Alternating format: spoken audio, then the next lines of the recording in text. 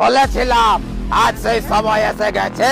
আরে তোমরা সবাই পেয়েছিলে যুব সাথী, কিন্তু আমার পেছনে মারা হয়েছিল লাথি। কি অন্যায় করেছিলাম আমি, কিন্তু আজ দেখ, আজ পাবো আমি যুব শক্তি, আর তাতেই হবে আমার বেকারত্ব থেকে মুক্তি। বিশ্বাস করো মা, এই টাকা চুরির টাকা নয় মা, এই টাকা যুব শক্তির টাকা মা। 15 বছর ধরে এই বাংলা ইন্ডাস্ট্রিটাকে পুতুলের মতো নাচিয়েছে, কিন্তু এখন সময় বদলেছে। এখন আর কারো কাছে আমাকে হাত পাততে হবে না। আমার একবার তুমি কই বারবার খুব বলেছি যে পার্টি হয়ে প্রচার করতে যাস না, এখন গেলা তো বলতে, এখন যা অন্নপূর্ণা ভান্ডার ফ্লপ ফ্লপ করে আসো, ডিজিটাল লিঙ্ক করে আসিস, নাহলে টাকাটা কিন্তু একটা ঢুকবে না।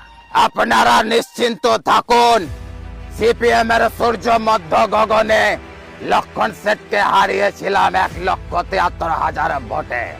নন্দীগ্রাম না থাকলে মাননীয়া দিদি থেকে দিদিমা হয়ে যেতেন, কোনদিন মুখ্যমন্ত্রী হতে পারতেন না। বলেছিলাম বিজেপি এলে আপনাদের প্রত্যেকের অ্যাকাউন্টে মাসের মাস 3,000 টাকা করে পাবেন। বলেছিলাম তো, আজ সেই সময় এসে গেছে। 1 জুন থেকে 3,000 টাকা করে পাবেন, লিখে রাখুন।